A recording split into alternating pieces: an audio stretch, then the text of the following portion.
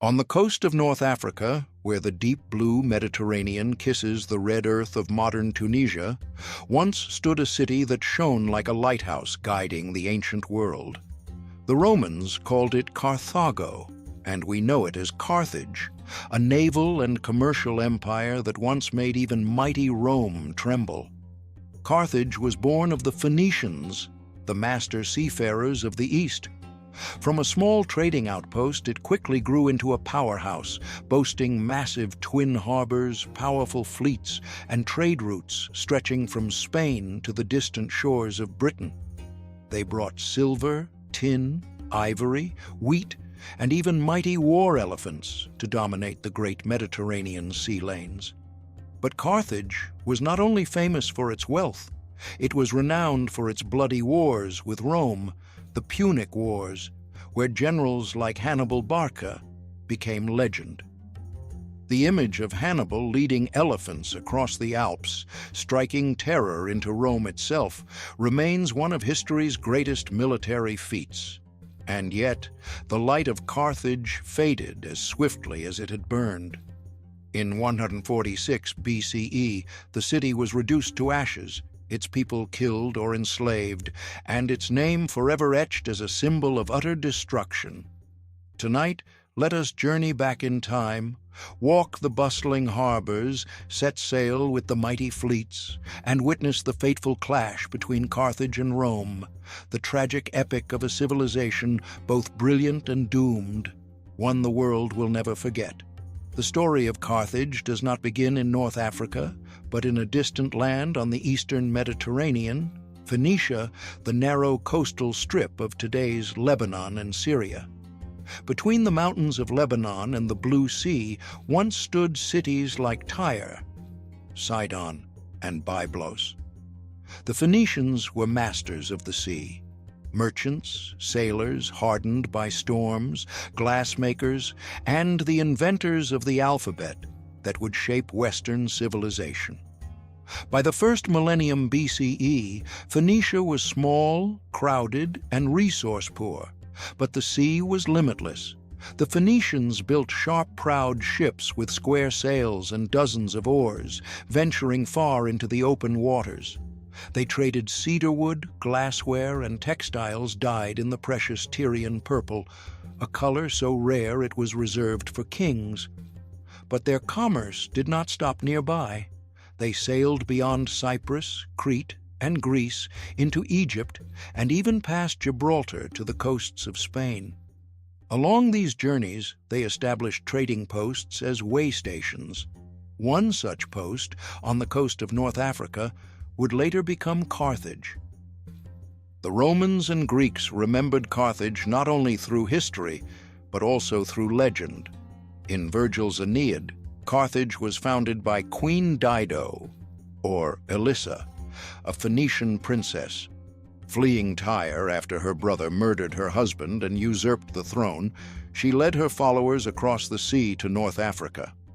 There she bargained with the local king, who granted her as much land as could be encompassed by a single ox hide. Cleverly, Dido cut the hide into thin strips, stretched them into a vast circle, and claimed an entire hill. Upon that hill, she built Carthage. Though mythical, the tale reflects two truths. First, Carthage did indeed have Phoenician roots in Tyre. Second, from its very birth, Carthage was founded not on violence, but on commerce, cunning, and intellect. Carthage lay upon a peninsula jutting into the sea, with a natural deep-water harbor. To the east it faced the open Mediterranean, while to the west it looked into the sheltered Bay of Tunis. The location was so perfect that even the Romans, after destroying the city, later rebuilt it on the same site. From Carthage, ships could easily reach Sicily, Sardinia, Corsica, Spain, or sail back east toward Greece and Egypt. It was truly the crossroads of the Mediterranean. Whoever controlled Carthage controlled the trade routes between east and west. At first, Carthage was merely a Phoenician outpost dependent on Tyre. But as Tyre and Sidon weakened under the invasions of Assyria and Babylon, Carthage rose to take their place. Phoenicians from across the Mediterranean, fleeing conquest, migrated to Carthage, bringing wealth, skills, and ambition. Soon, Carthage blossomed into a great harbor city. Its docks bustled with ivory from Africa, silver from Spain, tin from Britain, wine and oil from Italy, glass and textiles from Phoenicia. Carthage was not just a trader, it was a redistributor, collecting goods from the east and selling them to the west, and vice versa. The enormous profits made Carthage one of the wealthiest centers of the ancient Mediterranean. The Carthaginians themselves were a blend. They preserved the Phoenician language and script, worshipped the gods Baal, Tanit, and Melkart, but also mingled with the native Berbers of North Africa and absorbed influences from Greece and Egypt. Carthage was not a copy of Tyre, but a hybrid society with its own unique identity. Early Carthaginian society was organized like a merchant republic. Wealthy families held power, ruling the city through a council. The king, or suffet, was more a magistrate than a monarch, while true power rested with the aristocratic merchant class. This was a society where commerce outweighed war, at least in the beginning. From the start, Carthage inherited its ancestors' maritime genius. They built wide, sturdy merchant vessels capable of carrying hundreds of tons of cargo, and slender, swift warships rowed by dozens of oarsmen. This navy would become the foundation of Carthage's power for centuries. From Carthage, voyages stretched far. They founded colonies in Sicily, Sardinia, Malta, Ibiza, and controlled the North African coast, from Libya to Morocco. They even reached Spain, founding Carthago Nova, modern Cartagena. Some legends even claim Carthaginian sailors reached the Canary Islands, and perhaps the coasts of Britain in search of tin. By the 6th century BCE, Carthage was no longer an outpost. It had become a vast city of tens of thousands with strong walls, massive twin harbors, one for commerce, one for war, and a trade empire spanning the western Mediterranean.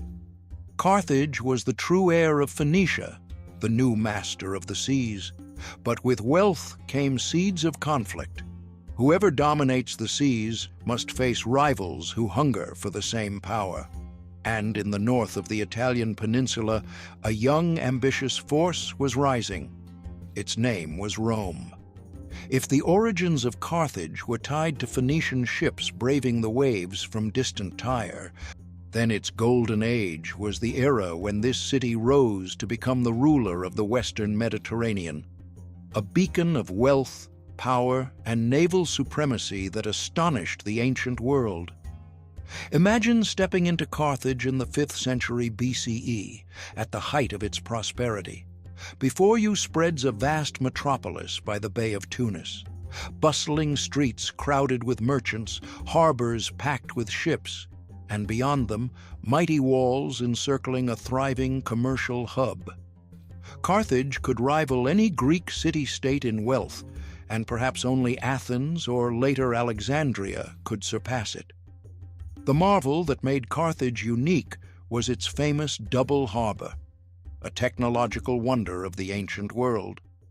The inner circular harbor was reserved for the navy, with berths for hundreds of warships, each with its own storage, shipyard, and even a central watchtower surveying the whole basin. Surrounding it lay the massive commercial harbor, where goods from across the Mediterranean converged, silver from Iberia, tin from Britain, ivory and gold from Africa, wheat from Sicily, wine from Italy, olive oil from Greece, and luxury wares from the East.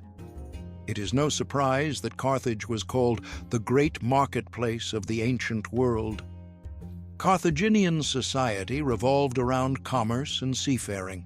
Unlike Sparta's warrior kings or Athens' philosophers, Carthage was ruled by wealthy merchant families, masters of ships, warehouses, and money, They formed councils, elected suffetes, similar to chief magistrates, and governed the city. Carthage had no single tyrant. Instead, it was a merchant republic, where political power was inseparably bound to economic might. During its golden age, Carthage expanded its reach far beyond North Africa. It controlled thousands of kilometers of coastline, founded colonies in Malta, Sardinia, Corsica, and Ibiza, and most importantly, in Spain. Iberia became its silver mine, fueling coinage and military campaigns, as well as a key strategic base. Carthaginian influence stretched southward into sub-Saharan Africa, trading salt and goods for gold, ivory, and slaves. This maritime empire was not built on massive armies, but on timber for ships, the oars of sailors, and the sea winds that carried its trade routes. Yet Carthage was more than trade. It possessed a distinct cultural and religious life. They worshipped Baal-Hamon and the goddess Tanit, deities tied to fertility, harvests, and the sun. Their rituals remain controversial, especially the alleged sacrifice of children, practices the Romans later emphasized to paint Carthage as barbaric. Excavations at Topets, ritual cemeteries, revealed thousands of urns containing the ashes of infants and animals. Perhaps Rome exaggerated the truth to vilify its rival, but there is little doubt that Carthaginian religion was harsh, rooted in the belief that only blood and sacrifice could satisfy the gods. The city itself boasted grand temples, public works, and lavish villas of the merchant elite. Carthaginian art blended Phoenician heritage with Berber and Greek influences. Sculptures, pottery, and jewelry of gold and silver displayed wealth and refined taste. But above all, they reflected Carthage's pragmatic spirit. Religion, politics, and art all served the ultimate goal of sustaining power and expanding trade. At the heart of its power stood Carthage's formidable navy. The city fielded hundreds of quinqueremes, long, fast, deadly five-banked warships. With superior shipbuilding and centuries of maritime experience, Carthaginian sailors were among the most skilled in the world. This fleet protected commerce, but also served as a weapon of dominance. Any city or island that resisted Carthage soon faced blockades, their harbors sealed until submission. In those years, Carthage truly was the queen of the Western Mediterranean. Athens may have ruled the Aegean, but from Gibraltar to Sicily, none could rival Carthage. Its wealth flowed not only from goods, but from controlling the sea lanes. Whoever wished to trade, to pass, to prosper, had to deal with Carthage. It was a commercial empire, but also a veiled military one. And yet, within this golden age lay the seeds of tragedy. For a maritime empire cannot avoid clashes with others who covet the same seas. Sicily, the fertile island lying between Italy and Carthage, became the first battleground. To the north, a young city was rising, hardened by military discipline and burning with imperial ambition. Its name was Rome. But before the two powers collided, Carthage had already written a glorious chapter, an era of wealth, power, and brilliance so dazzling that even in its ashes, the ancient world would forever remember the light that once blazed from the shores of North Africa. While Carthage stood at the height of wealth and power across the Mediterranean on the Italian peninsula, a young power was rising: Rome. If Carthage was the queen of the seas, Rome was the wolf of the land. One built its empire on commerce and fleets, the other on disciplined legions and an unyielding hunger for conquest. At first, neither side sought direct conflict, but fate ordained their collision, a collision that would decide the destiny of the entire Mediterranean. The confrontation began with the First Punic War, 264–241 BCE. The spark was Sicily, a fertile, wealthy island lying between Italy and Carthage. Whoever controlled Sicily would control the central trade routes of the Mediterranean. What began as a local quarrel soon drew in Rome, eager to test its strength beyond Italy. And so, Rome and Carthage clashed. For more than 20 years, the war was fought largely at sea. Carthage, with the largest fleet and the finest sailors, was confident. But Rome proved something terrifying: unmatched perseverance and the ability to learn. At first, Roman fleets were annihilated. Then, capturing a Carthaginian ship, they copied its design and built their own navy. They invented the corvus, a boarding bridge with iron hooks that allowed Roman soldiers to storm enemy ships, turning naval battles into land battles, where they excelled. Gradually, the tide turned. At the Battle of the Aegates Islands, Carthage suffered a crushing defeat and sued for peace, surrendering Sicily, the jewel of the Mediterranean, and paying massive reparations. It was a staggering blow to a proud maritime empire. But Carthage did not die. Instead, it turned to Spain, rich with fertile lands and silver mines. There, a powerful family rose, the Barca dynasty. Its founder, Hamilcar Barca, vowed to rebuild Carthage's power through conquest. His son, Hannibal Barca, raised in hatred of Rome, swore a sacred oath before the gods to be Rome's eternal enemy. That oath would set the stage for one of history's greatest tragedies. The Second Punic War, 218 to 201 BCE, erupted when Hannibal, barely in his 20s, attacked Saguntum, a Roman ally in Spain. Rome declared war, but Hannibal chose the unthinkable. Instead of sailing, he marched his army across the Alps into Italy. The image of Carthaginian soldiers, tens of thousands of infantry, cavalry, and mighty war elephants, climbing snowy peaks, battling hunger, cold, and ambushes, has become legend. A third of his army perished, but Hannibal achieved the impossible. He brought Carthage's war into the heart of Italy. For 15 years, Italy was Hannibal's battlefield. He crushed Roman armies in battle after battle. At Trebia, he ambushed and slaughtered them. At Lake Trasimene, he annihilated an entire army in the fog. And at Cannae, 216 BCE, he orchestrated the legendary double envelopment, annihilating nearly 80,000 Romans, one of the worst disasters in Roman military history. Rome trembled, allies defected. The Republic stood on the brink of collapse, yet Rome's strength lay not in individual victories, but in endurance. They refused to surrender, avoided direct clashes, cut Hannibal's supply lines, and opened new fronts in Spain. In time, a young Roman general, Scipio Africanus, struck back. He carried the war to Africa, forcing Carthage to recall Hannibal. At Zama, 202 BCE, the two geniuses met in a final clash. Hannibal was defeated. Carthage lost its fleet, its Spanish territories, and was reduced to a Roman client state. Carthage survived, but only as a shadow of itself. Its trade revived, but Rome watched it like a wolf stalking wounded prey. When Carthage's economy rebounded too quickly, Rome struck again. The Third Punic War, 149-146 BCE, was a death sentence.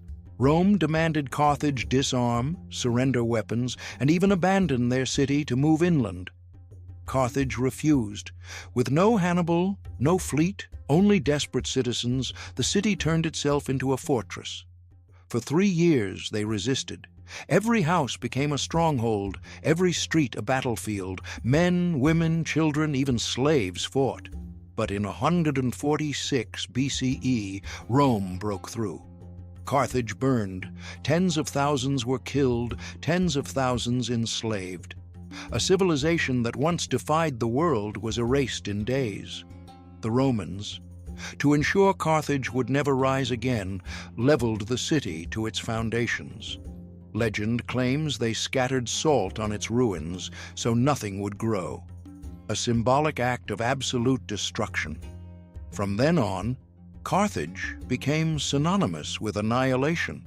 The clash of Carthage and Rome was not merely a war between states, it was a struggle between two visions of civilization: maritime trade and naval power against land armies and iron discipline. One built on wealth and networks, the other on conquest and blood. In the end, the wolf of the land devoured the queen of the sea. Yet the light of Carthage, though extinguished in fire in 146 BCE, still echoes across millennia as one of the most tragic and magnificent chapters of Mediterranean history. After years of brilliance and wars that shook the Mediterranean, Carthage entered the final chapter of its history, bearing a wound that never healed after its defeat at Zama. They had lost their fleet, lost Spain, were forced to pay crushing reparations, and endured Rome's constant surveillance. Yet, what truly terrified the Romans was not Carthage's weakness, but its uncanny ability to rise again. Within just a few decades after the Second Punic War, the great port city was once more wealthy, its trade bustling, its spirit unbroken. To the Roman Senate, Carthage became a specter, a ghost that refused to die, a lurking threat that could ignite again at any moment. Among Rome's senators, one voice rang louder than all: Cato the Elder. He ended every speech, no matter the subject, with the chilling words, "Carthago delenda est," Carthage must be destroyed. His refrain echoed through the Senate for years, a prophecy of inevitable doom. Rome no longer wanted Carthage subdued, Rome wanted Carthage erased. The pretext came in 149 BCE. Carthage, harassed by its Numidian neighbors, appealed to Rome for help.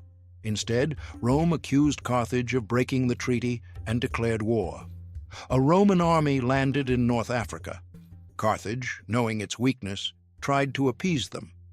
They surrendered weapons, destroyed their fleet. But when Rome demanded that the city itself be dismantled and its people moved inland, in effect to erase Carthage, it was too much. The Carthaginians rose as one, swearing to fight to the end. Thus began the Third Punic War. For 3 years, Carthage transformed into a fortress. Men, women, and children all labored and fought. Roof beams became spears. Women's hair was twisted into bowstrings, farm tools reforged into weapons. On the massive walls, Carthaginian archers rained arrows on the Romans, while inside, workshops thundered day and night. Carthage was no longer a bustling marketplace, but a city of warriors. The Romans, under Scipio Aemilianus, the adopted grandson of Scipio Africanus, encircled the city, cutting off supplies and blockading its harbors. But Carthage did not yield. They launched daring counterattacks, burned Roman fortifications, recaptured their port, even sank enemy ships. The Romans were stunned. A city once humbled now fought with the fury of an immortal soul. Yet human strength has limits. Famine struck, disease spread. The Carthaginians, gaunt and starving, still clutched their weapons. Finally, in 146 BCE, Rome struck the final blow. The legions breached the walls and stormed the city. What followed was a nightmare. Every house became a stronghold, every street a battlefield. Barricades blocked alleys, arrows flew from windows, stones rained from rooftops. Women and children fought alongside men, even slaves took up arms. Rome advanced inch by inch, seizing each home, each floor, in a city drowned in smoke and blood. At last, Carthage fell. Roman torches consumed its walls, temples, and homes. Tens of thousands were killed. Tens of thousands more were enslaved. The city was leveled. Its treasures, its monuments, its memories, all turned to ash. Carthage, as an independent civilization, ceased to exist. In their fury, the Romans made Carthage a symbol of absolute annihilation. Ancient writers claimed they sowed salt into its soil so nothing could grow. Perhaps more legend than fact, but a legend that endures as the measure of Roman hatred and finality. Carthage was not merely defeated, it was erased. This destruction was not only a tragedy for a city, but a turning point for the Mediterranean. With Carthage gone, Rome faced no rival in the West. The seas, the trade routes, the empire itself, all became Roman. Yet the memory of Carthage endured. People still whispered of Hannibal, of the mighty fleets, of the wealth that once made Rome tremble. And the vision of a city that fought to its last breath became a lasting testament to courage against destiny. Carthage was consumed in fire in 146 BCE, but in death it became legend. A civilization of merchants, a maritime empire, Rome's greatest rival, all ended in blood and ashes. And though its name vanished from the map, Carthage endures in human memory as one of the most tragic and magnificent chapters of the ancient world. The flames that consumed Carthage in 146 BCE never cooled in humanity's memory. Though the city was leveled, its people killed or enslaved, and its very name deliberately erased from the map by Rome, that very act of total annihilation made Carthage immortal. A civilization vanished in reality, yet lived on in memory, in the nightmares of its enemies, and in the legends retold for millennia. The first and most enduring legacy of Carthage is the lesson of sea power and commerce. For centuries, Carthage proved that a nation did not need vast lands or massive armies. Control of fleets and trade routes alone could make it a regional superpower. They showed the ancient world that wealth could come not only through conquest, but through exchange, through ships braving distant seas. This model of a maritime trading empire would later echo in Venice, in Portugal, in the Netherlands. Though Carthage perished, their spirit, their vision of wealth and control through trade, left a lasting imprint on human history. But Carthage's legacy is not only economic, it is military. The name of Hannibal Barca became eternal. His march across the Alps with war elephants remains one of history's greatest feats. His victories at Trebia, Trasimene, and Cannae entered military textbooks as masterpieces of strategy, lessons in using cunning to outmaneuver stronger foes. Even Napoleon revered Hannibal as a master of war. Rome may have won in the end, but Hannibal made them tremble. He proved Carthage was not merely a nation of merchants, but a people who could fight like legendary warriors. Another legacy lies in culture and religion. The Carthaginians worshipped Baal Hammon and Tanit, preserving traditions rooted in Phoenicia and North Africa. Though Greeks and Romans often portrayed them as barbaric, even accusing them of child sacrifice, archaeology reveals a sophisticated, blended culture. Art, architecture, and belief fused into a unique identity. Surviving Carthaginian artifacts reveal refinement, aesthetic depth, and the desire to leave an eternal mark. Even in ruins, Carthage shows it rivaled any ancient civilization in creativity. Yet Carthage's story is also a tragic parable about the clash of civilizations. On one side stood a maritime empire built on trade, merchants, and silver.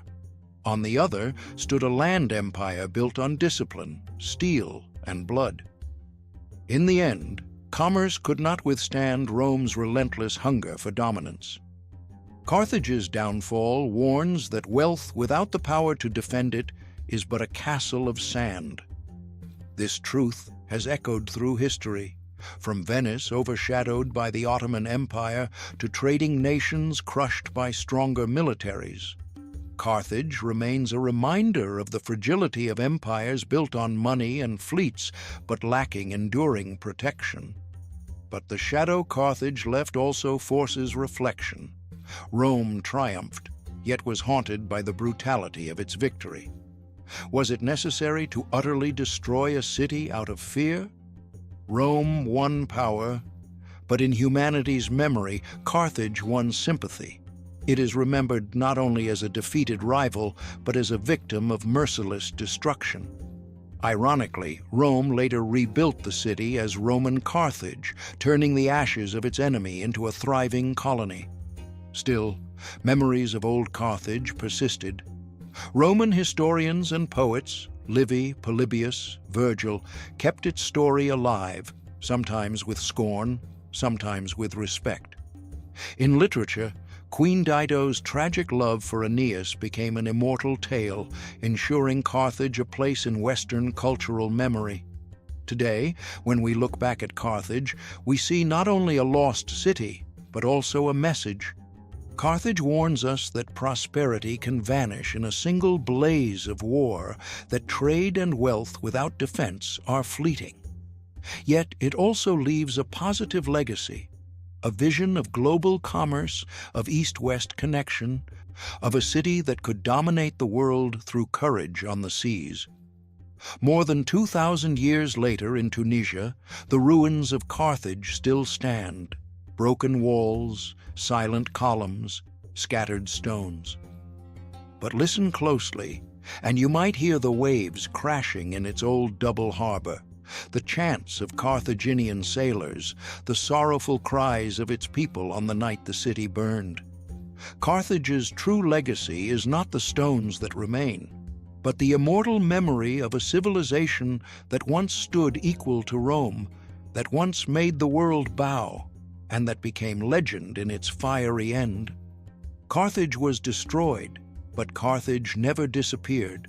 It lives on in the name of Hannibal, in Roman histories, in lessons of trade and war, and in the echoes of history itself. And perhaps that is Carthage's final victory. It became immortal in the human imagination, where no fire can ever burn it away.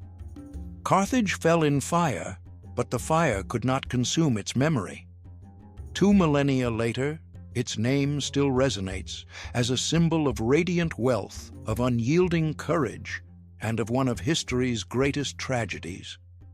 Rome may have won, but in the memory of humankind, Carthage was never merely the defeated. It is a mirror, reminding the world that commerce can build empires, but war can erase them in a single moment. The Carthaginians lost their city, but they left an immortal legacy: the courage of Hannibal, the vision of the open sea, and the truth that even a small nation could defy a superpower. From bustling harbors to bloody battlefields, from wealth of merchants to the tears of its people on that final night, Carthage left humanity a story both glorious and tragic, one that will live forever. And when you stand among the ruins in Tunisia, gazing at broken pillars under the Mediterranean sun, you can still hear the echoes of the past, the crash of oars, the roar of the fleet, the cries of a doomed city. In that echo, Carthage still lives, not in stone, but in the memory of humankind, where history turns tragedy into legend.